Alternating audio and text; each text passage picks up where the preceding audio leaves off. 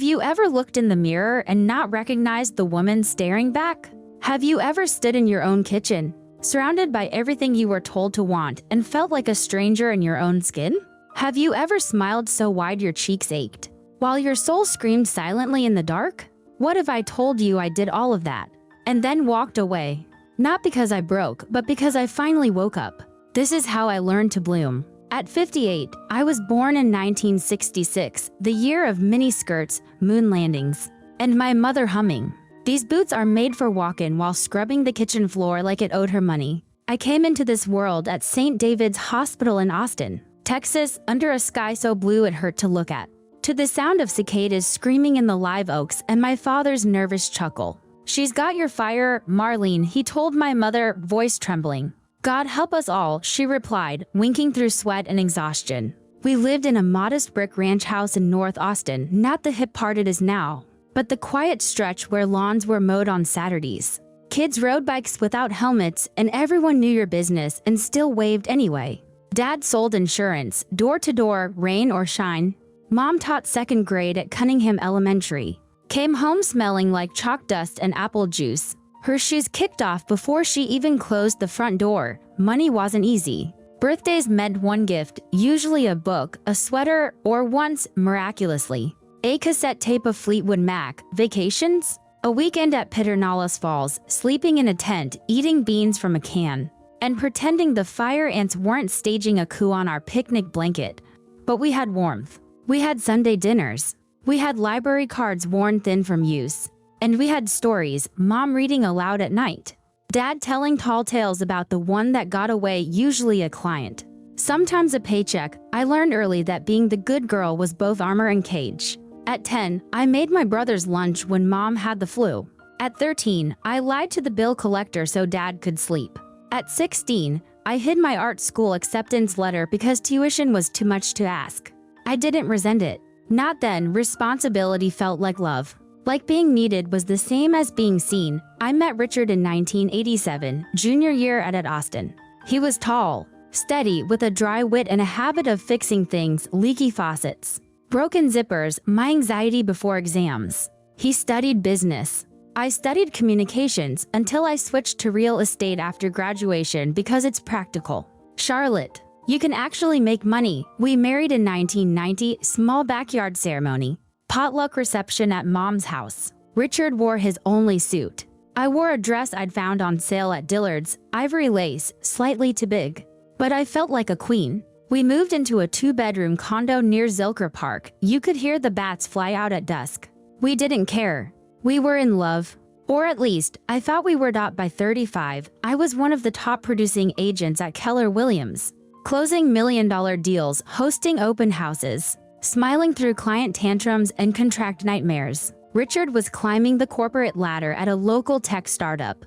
Nights got longer. Conversations got shorter. We stopped saying "I miss you" and started saying "Did you pay the HOA fee?" Our daughter, Maya, arrived in 1998, a surprise, a miracle. A tiny human who cried like she was conducting an orchestra. I went back to work at 6 weeks. Cried in the parking garage every morning.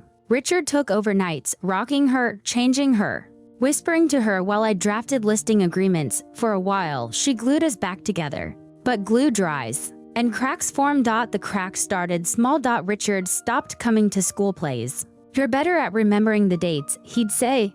Then he stopped coming home for dinner. Working late, then he stopped looking at me when he spoke. Just tired. I told myself it was stress. The mortgage, the kid. The Texas summers that never ended. I became a master of distraction, baking banana bread at midnight, organizing photo albums, volunteering at Maya's school just to feel useful. If I kept moving, maybe I wouldn't feel the silence growing between us then. In 2019, the year Maya turned 21 and started grad school in Chicago, I stood in my walk-in closet, surrounded by designer blazers and silk scarves, and whispered to the mirror, "Who are you?" When no one needs you. The question hit me like a punch. I sank to the floor. And for the first time in decades, I sobbed. Not polite tears. Not hidden sniffles. Ugly, gasping, shoulder-shaking sobs that echoed off the shoe racks. I cried for the girl who used to dream of opening a flower shop. I cried for the wife who thought love was supposed to last. I cried for the daughter who was terrified of disappointing her parents. I cried for the mother who didn't know if she was doing anything right. And then I made a decision.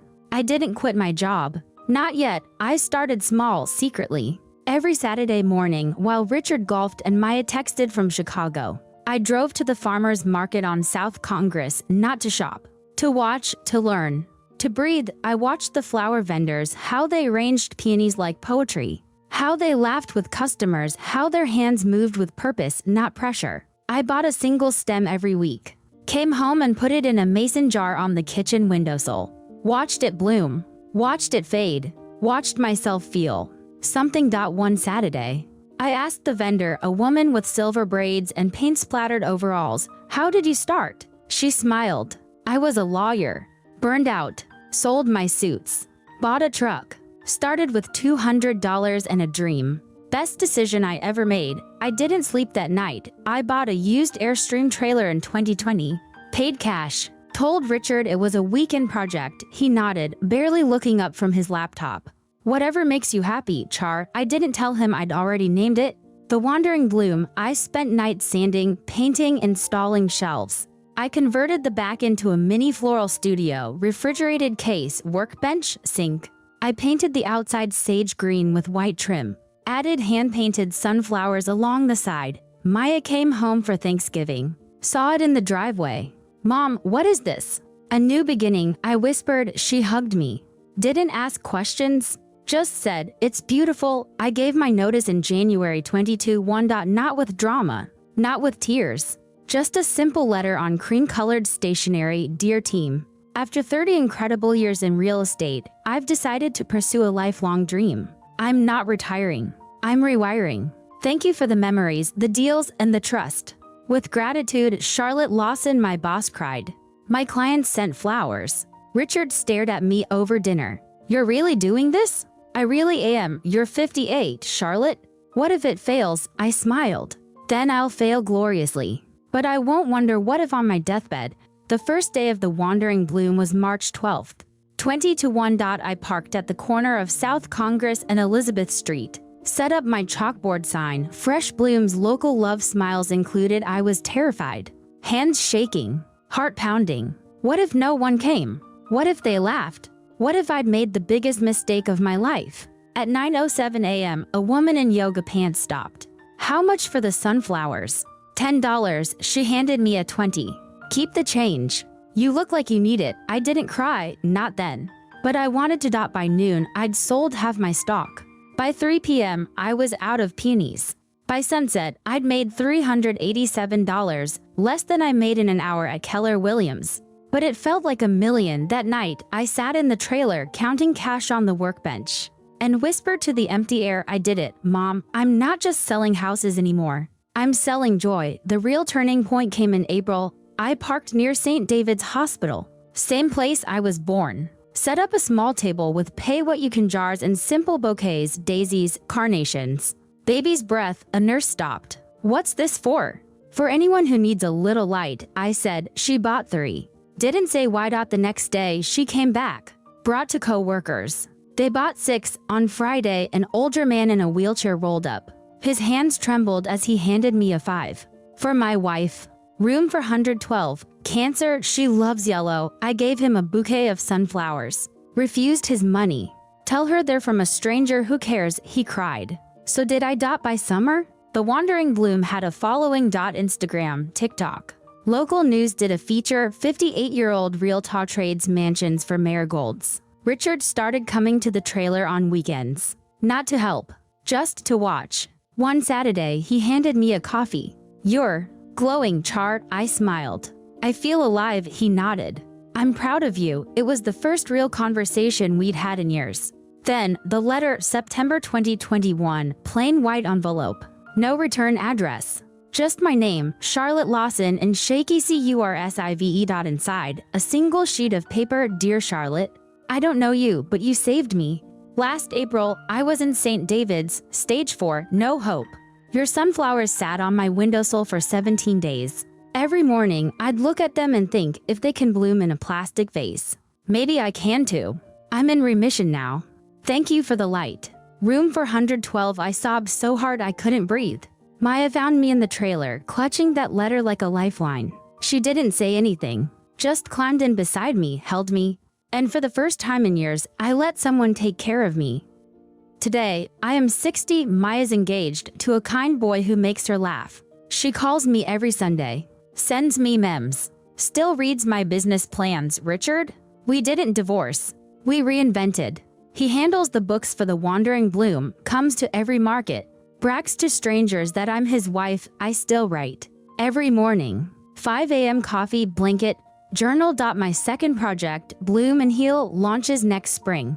A nonprofit that trains cancer survivors to become floral designers. We'll set up studios in hospitals, teach them to create beauty while healing their own. Some days are hard. Some days, the loneliness creeps in. Some days, I miss the adrenaline of closing a big deal, but then I look around at my quiet trailer, my workbench full of petals, my laptop glowing with half-finished grant proposals, and I feel something I haven't felt in decades. I feel like myself, not the daughter, not the wife, not the mother, not the agent, just Charlotte, flawed, tired, trying, alive. So, how did I find my bloom at 58? Not in grand gestures, not in miracles, not in new loves or sudden fortunes. I found it in a single sunflower on a kitchen windowsill, a used Airstream trailer, and a can of sage green paint. A stranger's letter that said, "You saved me." My daughter's hand holding mine in the dark. My own voice, shaky, real, finally speaking up. Hope didn't roar.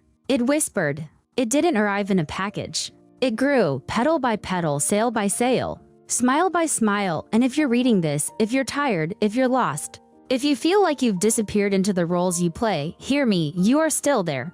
Under the blazers, the bills, the school runs, the silent dinners, the empty beds. You are still you, and you are worth finding. Start small. Buy one flower, paint one wall, write one letter, say no, say yes, cry in the trailer, laugh at nothing, rest without guilt. You don't need to be fixed. You just need to be remembered. By you. I am Charlotte Lawson. I was born in Austin in 1966. I survived success, silence, and self-erasure. I found myself again, not in spite of the pain, but because of it. I am 60 years old, and for the first time in my life, I am enough. Just as I am.